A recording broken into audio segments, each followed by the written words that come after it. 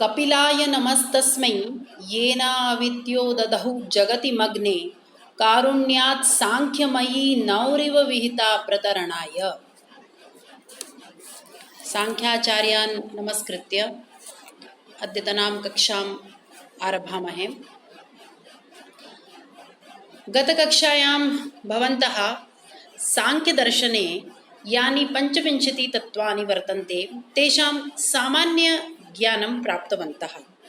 कानि तानि तत्त्वानि, पुनश्च तेषां विशिष्टसंज्ञा का, यथा कानिचन व्यक्ततत्त्वानि, कानिचन अव्यक्ततत्त्वानि, पुनश्च ज्ञेयतत्त्वम्, एवं भवन्तः प्रायः ज्ञातवन्तः इति अहं भावयामि।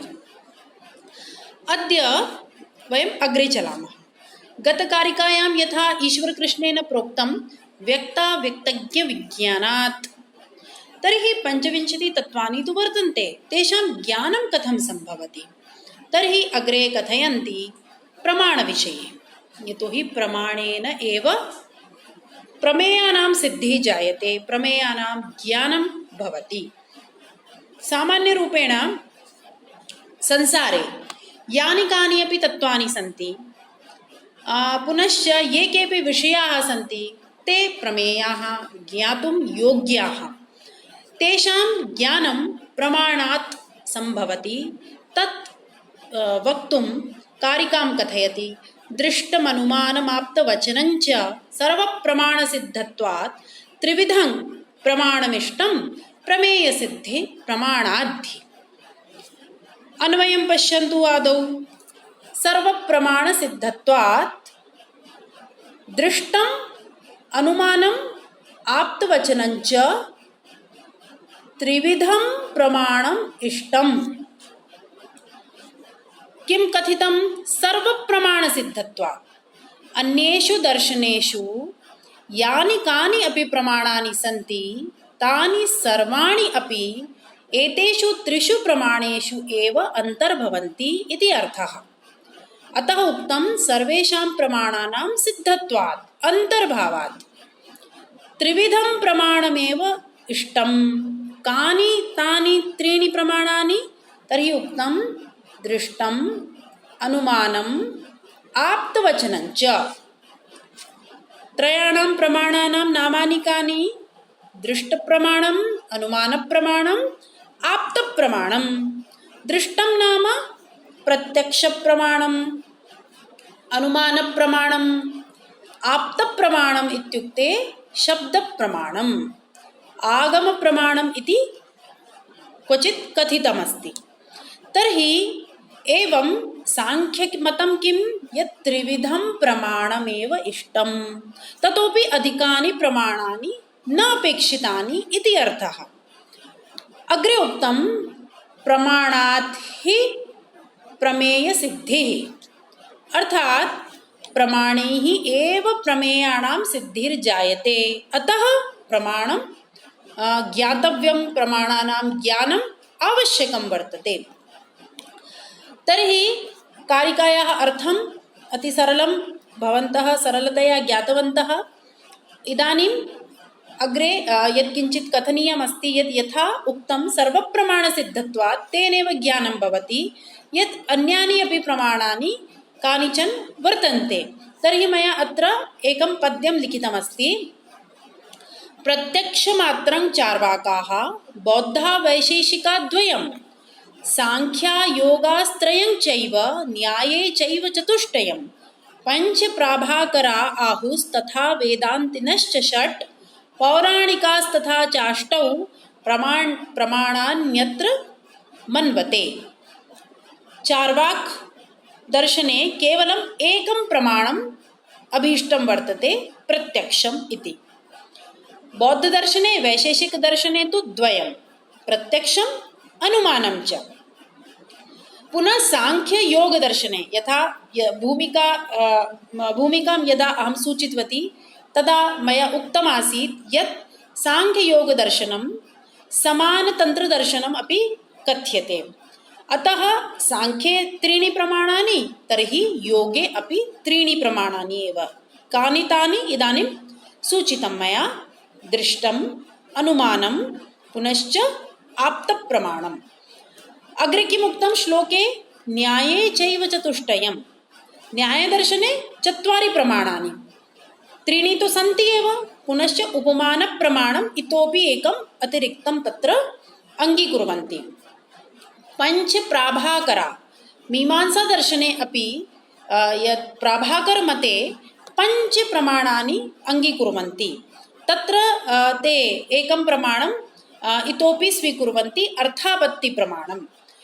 अग्रे उक्तं वेदान्तिनश्च षट्, वेदान्तदर्शने एतानि पञ्चप्रमाणानि तु सन्ति एव, पुनश्च एकम् अनुपलब्धिः अथवा अभावः, एवं इतोपि एकं प्रमाणं तैः अङ्गीकृतं। पौराणिकास्तथा चाष्टौ प्रमाणानि अत्र मन्वते। ये पौराणिकाः जनाः भवन्ति, पौराणिकसाहित्ये इतोपि प्रमाणद्वयं योजितं, तदस्ति सम्भवप्रमाणम्, ऐतिह्यप्रमाणं च। तर्हि एवं पश्यामः, तर्हि विविधेषु दर्शनेषु ग्रन्थेषु वा प्रमाणानां संख्या भिन्ना भिन्ना वर्तन्ते, किन्तु सांख्यमते कति प्रमाणानि? त्रीणि प्रमाणानि अङ्गीकृतानि इति सामान्यतया अस्माभिः ज्ञातव्यम्। प्रमाणं नाम किं? तर्हि मया अत्र संक्षेपेण इदानीं लिखितं प्रमाकरणं प्रमाणम् इति। प्रमाणविषये तु अग्रे वयं किञ्चित् विस्तरेण चर्चयिष्यामः एव। तर्हि आदौ भवन्तः कारिकायाः सामान्यरूपेण अर्थं ज्ञातवन्तः। सर्वप्रमाणसिद्धत्वात् दृष्टम्, अनुमानम्, आप्तवचनञ्च त्रिविधं प्रमाणम् इष्टम्। किमर्थं? प्रमाणात् हि प्रमेयसिद्धिः। प्रमाणस्य आवश्यकता किमर्थं? प्रमेयसिद्धिः निमित्तं, प्रमेयसिद्ध्यर्थम्। अतः प्रमाणानि कथितानि। थोड़ा सा इसको मैं हिंदी में और विस्तार से समझा देती हूँ। प्रायः सांख्यकारिका बहुत सरल संस्कृत भाषा में लिखी गई है, तो यदि आपको इसके माध्यम से धीरे धीरे संस्कृत समझ में आती है तो बहुत अच्छी बात है। लेकिन अभी आरंभ में जो एकदम नए छात्र हैं उनके लिए थोड़ा सा इसको हिंदी में भी मैं समझा देती हूँ। तो कहा क्या गया है कि जो संसार के जितने भी पदार्थ हैं, प्रमेय हैं, उनका ज्ञान प्रमाणों के माध्यम से ही संभव होता है। इसीलिए कहा है प्रमेय सिद्धि ही प्रमाणाद्धि। और प्रमाण की सामान्य परिभाषा यदि कोई पूछता है तो आप कहेंगे प्रमाकरणम प्रमाणम। किसी भी पदार्थ का जो यथार्थ ज्ञान है, प्रमा अर्थात यथार्थ ज्ञान, वही प्रमाण है। तो सांख्य दर्शन के मत में हमने यह जान लिया कि ये तीन प्रमाण ही अभिष्ट है। प्रमा का जो विषय है उसी को प्रमेय कहते हैं, और जो प्रमा का कारण होता है उसी को प्रमाण कहते हैं। और इसी प्रमाण के माध्यम से प्रमेय की सिद्धि होती है। प्रमा का भी जो असाधारण कारण होता है वही प्रमाण होता है। और यह कैसा ज्ञान होता है? जो कि विपर्यय नहीं है, संशय नहीं है, निद्रा नहीं है, स्मृति नहीं है, अनुभूति नहीं है। तो इनमें से जो भिन्न एक चित्त वृत्ति है उसी को प्रमा कहते हैं। जो संशय इत्यादि प्रकार का ज्ञान होता है वह प्रमाण की कोटि में नहीं आता। जो वस्तुतः जिसको हम कहते हैं जो यथार्थ ज्ञान है, जो सत्य है, वही इसके अंतर्गत आता है। अब इस कारिका के अंतर्गत आप ये इसको पुनः नहीं कहती कि किस दर्शन में कितने प्रमाण माने गए हैं। तो हमने 1 से लेकर 8 तक की संख्या को यहाँ देखा। लेकिन सांख्य मत स्पष्ट रूप से इस बात को कह देता है कि सर्व प्रमाण सिद्धत्वात्, इनके अलावा, इन 3 प्रमाणों के अलावा किसी भी चौथे प्रमाण की आवश्यकता नहीं है। कपिल मुनि ने भी अपने सांख्य सूत्र में कहा है तत्सिद्धौ सर्वसिद्धेः नाधिक्य सिद्धिः। इनसे अल्प प्रमाण भी नहीं अपेक्षित है और इनसे अधिक प्रमाण भी अपेक्षित नहीं है। तो अहं चिन्तयामि अवगतवन्तः स्युः। तर्हि अग्रे चलामः। यतोहि अत्र किमपि बहु कठिनं किमपि तथा बहु गूढविषयः कश्चित् न प्रतिपादितः, अतः अग्रे चलामः। अग्रे किं कथयन्ति? प्रतिविषयाध्यवसायो दृष्टं त्रिविधमनुमानम् आख्यातं तल्लिङ्गलिङ्गी पूर्वकम् आप्त श्रुतिराप्तवचनं तु। इदानीम् अस्यां कारिकायां प्रमाणानां नामानि उक्तानि, अग्रे प्रमाणानां विस्तरेण किञ्चित् स्वरूपं कथयति। एतत्तु भवद्भिः ज्ञातं यत् कथं त्रिभिः प्रमाणैः सर्वमपि सिद्ध्यति। अग्रे एतत् सूचयन्ति किं नाम दृष्टं, किं नाम अनुमानम् इत्यादि। तर्हि अत्र पश्यन्तु, अन्वयम् प्रतिविषयाध्यवसायः दृष्टं, प्रमाणस्य परिभाषा प्रतिविषयाध्यवसायः दृष्टं। अनुमानस्य परिभाषा का? तत् लिङ्गलिङ्गी पूर्वकम् अनुमानं त्रिविधं, तत् अनुमानप्रमाणमपि त्रिविधं भवति। अनुमानप्रमाणस्य त्रयः प्रकाराः वर्तन्ते, तत् कथयन्ति इदानीम्। अग्रे आप्तश्रुतिः तु आप्तवचनं, यत् प्रामाणिकव्यक्तेः कथनं भवति तत्तु भवति आप्तश्रुतिः वा आप्तवचनम्। एतदेव वयम् आप्तप्रमाणम् अपि कथयामः। तर्हि प्रतिविषयाध्यवसायः दृष्टम् इत्यस्य को अर्थः? पूर्वम् अस्य शब्दस्य अर्थम् अवगच्छन्तु। प्रतिविषयाध्यवसायः विषयं विषयं प्रति वर्तते सन्निकृष्टं भवति इति प्रतिविषयाध्यवसायः। प्रत्येकस्मिन् विषये निश्चयात्मक ज्ञानरूप बुद्धिव्यापारः। अर्थात् तात्पर्यम् इदं यत् अस्माकं बुद्धिः प्रत्येकस्मिन् विषये प्रत्येकमपि विषयं प्रविश्य तत्र निश्चयात्मज्ञानं प्राप्नोति। तादृशं यत् किमपि घटितं भवति सः व्यापारः भवति, सः एव प्रत्यक्षम् इति कथ्यते। पुनः लिङ्गलिङ्गीपूर्वकं नाम यत्र किमपि हेतुः भवति, साध्यं च भवति, किमपि चिह्नं तत्र अपेक्ष्यते। प्रत्यक्षं तु वयम् इन्द्रियमाध्यमेन कुर्मः, तत्र श्रावणप्रत्यक्षं भवेत् वा, स्पर्शनं भवेत् वा, घ्राणजं भवेत् वा। किन्तु अनुमाने किं भवति? किमपि चिह्नं दृष्ट्वा, किमपि लिङ्गं दृष्ट्वा वयं अन्यस्य वस्तोः द्वितीयतत्त्वस्य अनुमानं कुर्मः। अतः उक्तं हेतु साध्यपूर्वकं च, हेतोः पूर्वकं साध्यपूर्वकं च यत् ज्ञानं भवति तत्तु अनुमानं भवति इति कथितम्। एतदनुमानं त्रिविधं भवति। पूर्ववदनुमानं, शेषवदनुमानं, सामान्यतो दृष्टानुमानं। पूर्ववत् नाम किं? कारणं दृष्ट्वा कार्यानुमानं। यथा किमपि इदानीं कार्यं न समाप्तं, किन्तु पूर्वतः एव वयं कारणं दृष्ट्वा एतत् वक्तुं शक्नुमः अग्रे एवं भविष्यति। तर्हि एतद् भवति पूर्ववदनुमानं। शेषवदनुमानं किं भवति? कार्यं सञ्जातं, तर्हि कार्यं दृष्ट्वा वयम् अनुमानं कुर्मः अस्मिन् कार्ये एतत् कारणं स्यात्, तर्हि एतादृशम् अनुमानं तु भवति शेषवद् अनुमानं। सामान्यतो दृष्टम् इत्युक्ते एकत्र क्वचिदपि किमपि वारं वारं वयं पश्यामः, तेन यदा कदापि जीवने अथवा यस्मिन् कस्मिन्नपि क्षणे तत् पुनः पुनः पश्यामः, तर्हि अस्माकं झटिति स्मरणं भवति, अत्र एवं कारणं स्यात् अथवा एवं भविष्यति। तर्हि एवं सामान्यतो दृष्ट अनुमानं भवति। इदानीम् उदाहरणम् अपि किञ्चित् ददामि, तेन भवताम् इतोपि स्पष्टं भवेत्। पुनः यथार्थवक्ता भवति आप्तः, येन स्वयम् अनुभूतं, स्वयं दृष्टं किमपि ज्ञानं तत् कोऽपि कथयति, तर्हि तत्र तु आप्तवचनम् इति वयं वदामः।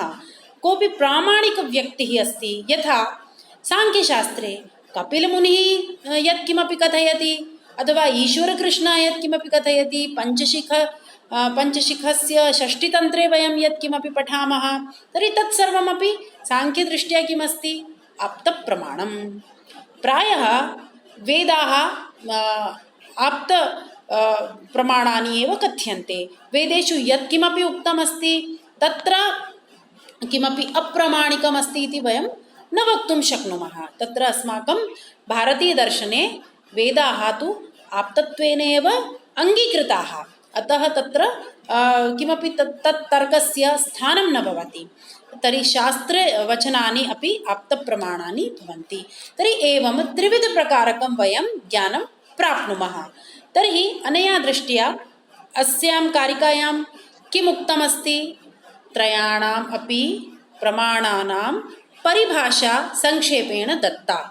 अनुमानप्रमाणस्य त्रिविधभेदाः अपि प्रोक्ताः।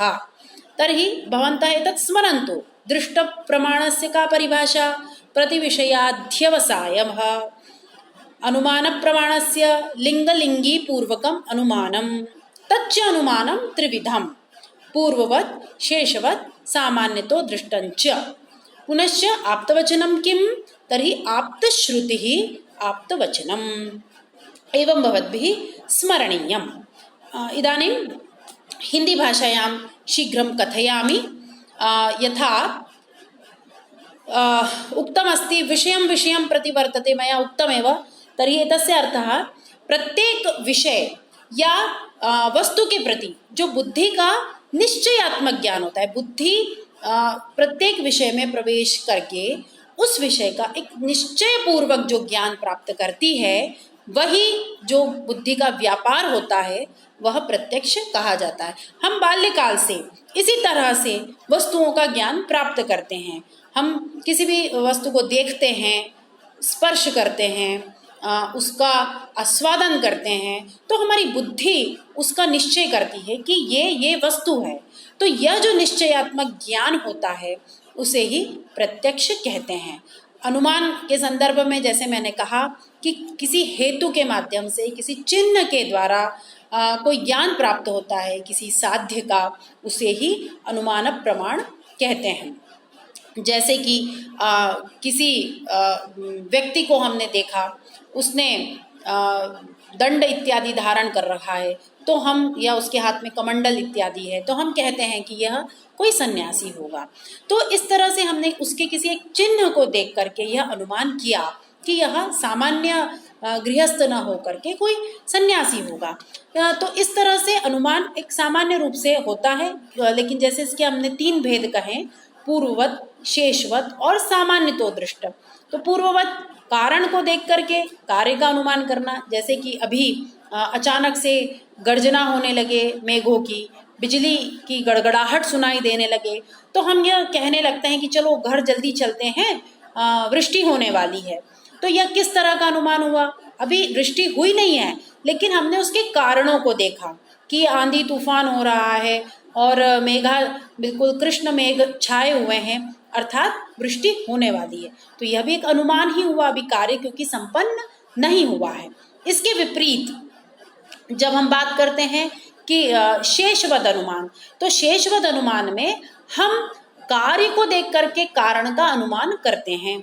जैसे कि आप जब सुबह उठे और आपने देखा कि खिड़की खोली और आपको दिखता है कि सब जगह पूरे मार्ग पर जल है या कीचड़ फैला हुआ है, तो आप ये अनुमान लगाते हैं कि रात्रि में घनघोर वर्षा हुई होगी।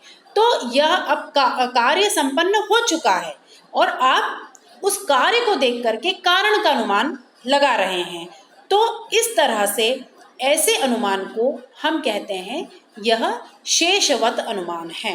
अब जो तीसरा है सामान्यतो दृष्ट अनुमान, तो हम एक स्थान पर किसी एक वस्तु को या किसी एक प्रकार की प्रवृत्ति को, परिणाम को बारंबार देखते हैं, तो हम यह अनुमान कर लेते हैं कि ऐसा अन्यत्र भी या सर्वदा ऐसा होता होगा। जैसे कि आपने देखा कि किसी वर्षा ऋतु में एक विशेष प्रकार का पुष्प किसी एक विशिष्ट पादप में आपको खिलता हुआ दिखाई देता है, तो आप यह अनुमान लगा लेते हैं कि यह वर्षा ऋतु का पुष्प है और जहाँ जहाँ भी इस वातावरण में यह पादप होगा वहाँ वहाँ ऐसा पुष्प आ गया होगा। आम्र के वृक्षों में जो बौर आने का समय होता है, तो एक जगह देख करके आप इसका ज्ञान प्राप्त कर लेते हैं। जो कृषक होता है उसे यह ज्ञान हो जाता है कि जो मेरे जितना भी बड़ा खेत है तो उसमें वो एक जगह देख करके ही समझ जाता है कि अब फसल को काटने का समय आ गया है। तो यह भी अनुमान है, वो प्रत्येक पादप को या प्रत्येक पौधे को जा करके स्पर्श करके नहीं देखता या अपने पूरे खेत में भ्रमण करके नहीं देखता, एक जगह हाथ लगा करके ही उसे अनुमान हो जाता है। हम चावल बनाते हैं तो एक चावल को हम देखते हैं और अनुमान लगा लेते हैं कि पूरा चावल पक गया है या नहीं। तो यह जो हमारा अनुमान होता है यह पूर्ववत और शेषवत से कुछ भिन्न है, सामान्य तो दृष्ट अनुमान। तो इस तरह से यह अनुमान के 3 भेद हमने समझे। अब आप्तवचन, तो जैसा मैंने आपसे कहा कि जो यथार्थ वक्ता होता है वह आप्त होता है, जिसने स्वयं उस ज्ञान का अनुभव किया है, उसका दर्शन किया है या उसका प्रतिपादन किया है, वह आप्त कहलाता है। तो सांख्य की दृष्टि से सांख्य के जितने भी प्राचीन ग्रंथ है वे सभी आप्त प्रमाण हुए, और वेद तो हमारे यहाँ आप्त प्रमाण है ही, उनमें जो कुछ कहा गया है हम उसको यथावत स्वीकार करते हैं। तो इस तरह से हमने तीनों प्रमाणों का सामान्य परिचय प्राप्त किया। और इसके अलावा जब हम कभी विशेष रूप से प्रमाण पर चर्चा करेंगे, विशेष रूप से जब कभी हम न्याय दर्शन का कोई ग्रंथ पढ़ेंगे तो वहाँ हम और भी विस्तार से इनकी चर्चा करेंगे। अनुमान को समझना चाहिए हमें विस्तार से, परार्थानुमान, स्वार्थानुमान इत्यादि जो न्याय वैशेषिक की दृष्टि है उससे भी हमें इसे जानना चाहिए। आगे अभी जब प्रकृति और पुरुष और अन्य तत्वों की सिद्धि जब की जाएगी तो उस संदर्भ में भी अनुमान और अन्य प्रमाणों की चर्चा हम करेंगे। तो आज के लिए मुझे लगता है इतना पर्याप्त है कि आप इन तीनों प्रमाणों की परिभाषा को याद करें और इनका एक सामान्य स्वरूप आप समझें। तो आज की कक्षा को यहीं समाप्त करते हैं। कल आगे की कारिका पढ़ेंगे और शीघ्रातिशीघ्र आप कारिकाओं का स्मरण करें और इस समूह में स्मरण करके अपनी प्रस्तुति दें। धन्यवाद।